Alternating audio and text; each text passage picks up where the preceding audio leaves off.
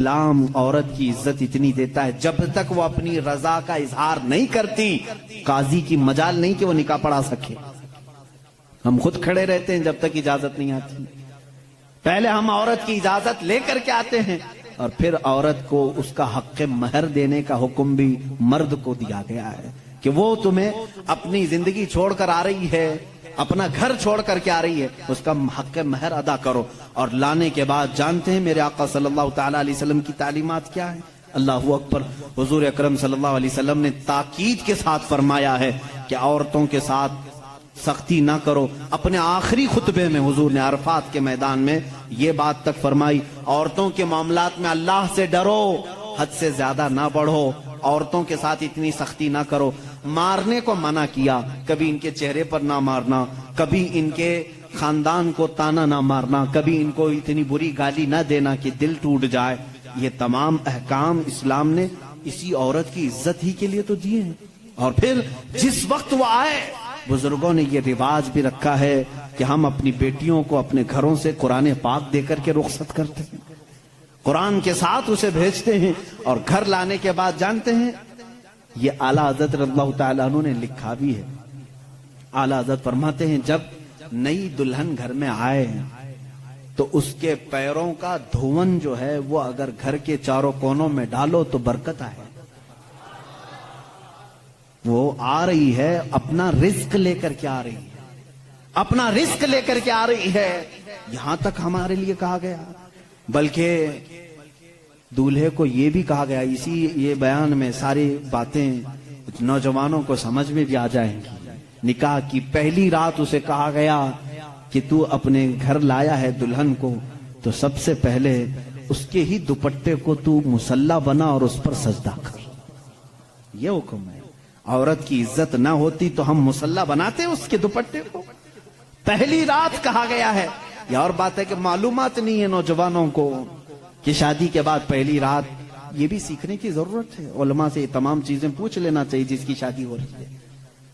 دلہن آ رہی ہے تو ہم اس کی عزت ہی کے لیے تو یہ تمام کام کر رہے ہیں.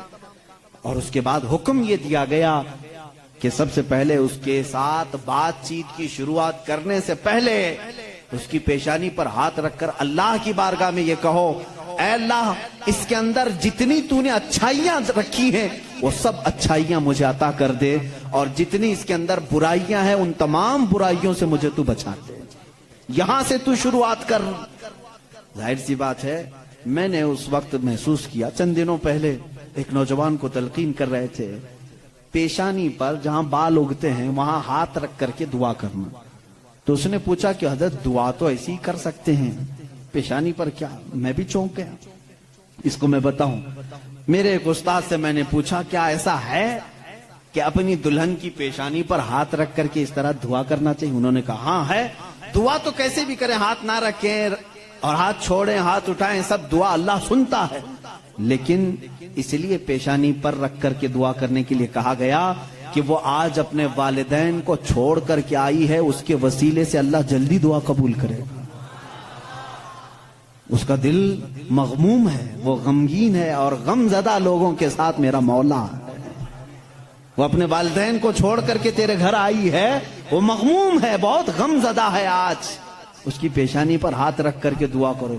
میرا اسی دن یہ ذہن سمجھ گیا کہ اسلام میں عورت کو وہ مقام دیا ہے, وہ عزت دی ہے. ہم نے اس کو اپنے جسموں کو سکون پہنچانے والا آلہ نہیں سمجھا, مشین نہیں سمجھا, بلکہ حقیقی مسلم وہ ہے جو اپنی عورت کی عزت بھی کرے, احترام بھی کرے.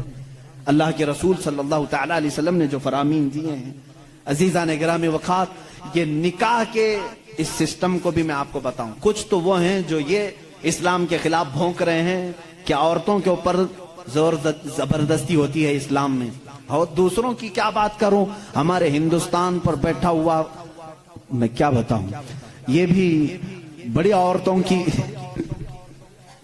ہاں پیڑت مہیلائیں ہیں, مسلم پیڑت مہیلائیں ہیں جو خود بیوی کو چھوڑ بیٹھا ہے. ساری مسلم عورتیں پیڑت ہیں. اللہ اکبر.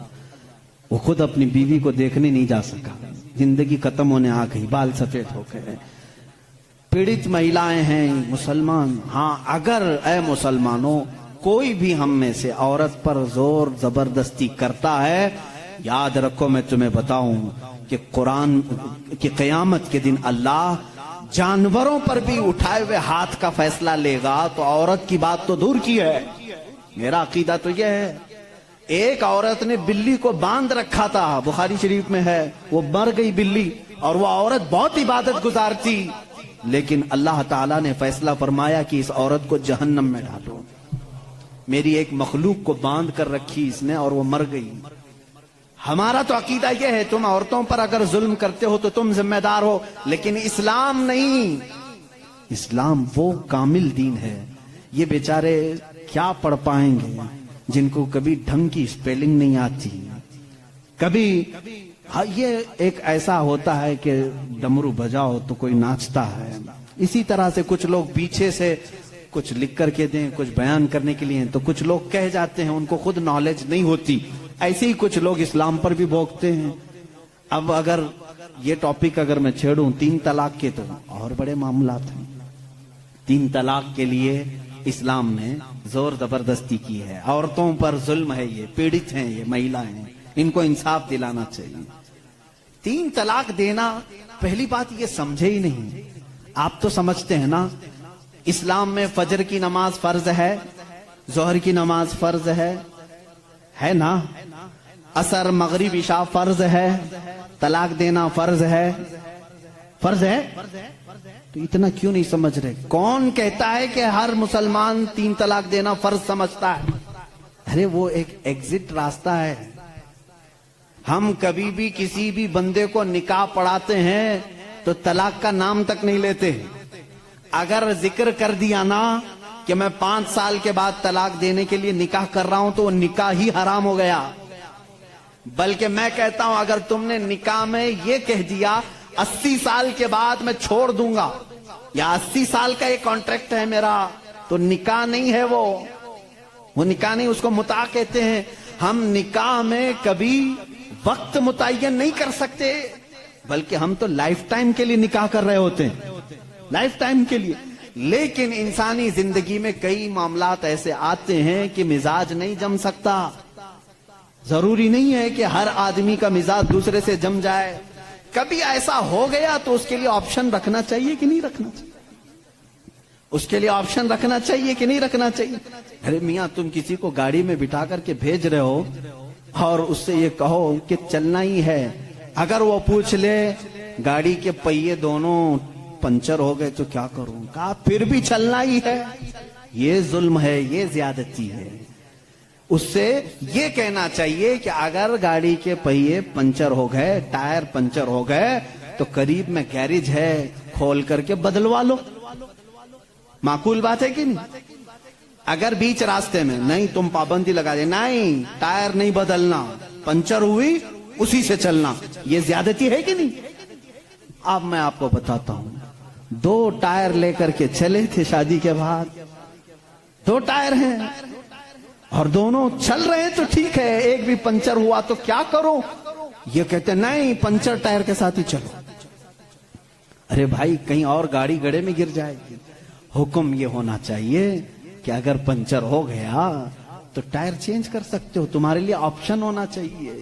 بس اسلام کا تقاضا صرف اتنا ہی ہے کہ اگر کسی کی زندگی میں انبن ہو گئی، نہیں بن پائی، تو اس کے لیے ایک آپشن ہے کہ عورت کو وہ بھی ایک ساتھ 3 طلاق نہیں، اس کو حرام قرار دیا گیا ہے۔ شریعت میں ایک وقت میں 3 طلاق دے دینا حرام ہے۔ میں اس کا ببانگ دوحل آج اعلان کرتا ہوں، اگر کوئی ایک ہی ساتھ اپنی عورت کو طلاق طلاق طلاق اس طرح 3 بار کہہ دیتا ہے تو اس نے حرام کام کیا، گناہ کیا، ناجائز کام کیا ہے۔